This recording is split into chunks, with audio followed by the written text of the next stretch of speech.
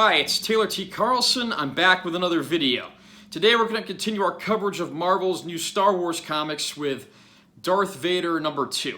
This is actually Darth Vader Volume 3, Issue 2, because it's the second issue in the new Darth Vader series, which is set between The Empire Strikes Back and Return of the Jedi. Of course, we left off in the previous issue with Darth Vader setting off on a vengeance quest to go after anyone who tried to hide Luke from him, and it culminated in him coming face to face with a woman who either is or is identical to Padme, his former lover, and of course, the mother of Luke and Leia. This franchise thus far has relied on Vader's new droid companion to handle much of the exposition, and the droid reveals that the woman in question is actually Sabe, who was like the head of Padme's handmaidens from the Episode 1 era.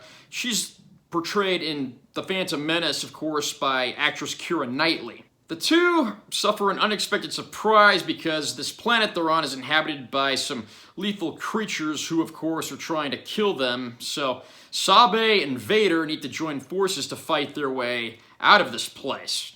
It's revealed Sabe was the one who had infiltrated the apartment Padme once had on Coruscant looking for her own share of answers, and before long, the two of them are heading off together in a spacecraft towards Naboo to investigate the mysteries of Padme, as well as the children that Anakin/Vader had previously not known about.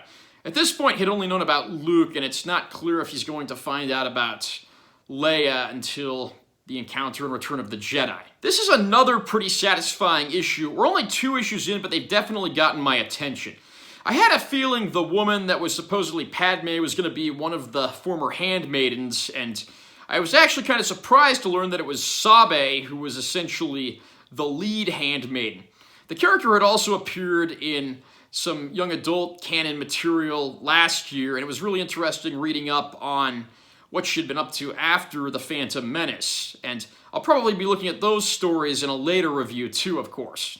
One of the real highlights here, of course, is seeing Vader and Sabe team up to take on these evil creatures that basically want to kill everything in their sight. We get a lot of this juxtaposed against scenes of flashbacks of young Anakin and Padme doing battle with creatures in the arena on Geonosis, right at the beginning of the Clone Wars when they were going to be sentenced to death. This issue does feel a little rushed and a little heavy on the exposition. Clearly the intent here was to set up the bigger story, and it certainly succeeds at doing that.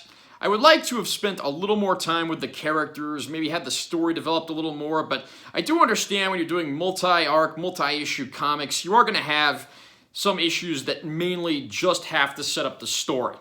How do you think this comic's going to end? Where do you think it's going to go? Do you think Vader is going to be softened and this will actually lead towards his return to the light and his sacrifice and Return of the Jedi? Do you think Sabe is going to make it out of this miniseries alive, or do you think Vader will return to his ways and end up executing her? Do you think she may meet another fate? Do you think she may die another way? I've got so many questions going through my head here, but I'm definitely excited for this series, which I really wasn't all that eager for when I first heard it was announced, but issues 1 and 2 have certainly won me over. Let me know what you think about this issue in the comments below. Be sure to like the video, subscribe to my channel, and I will be seeing you in my next Star Wars review. This has been Taylor T. Carlson.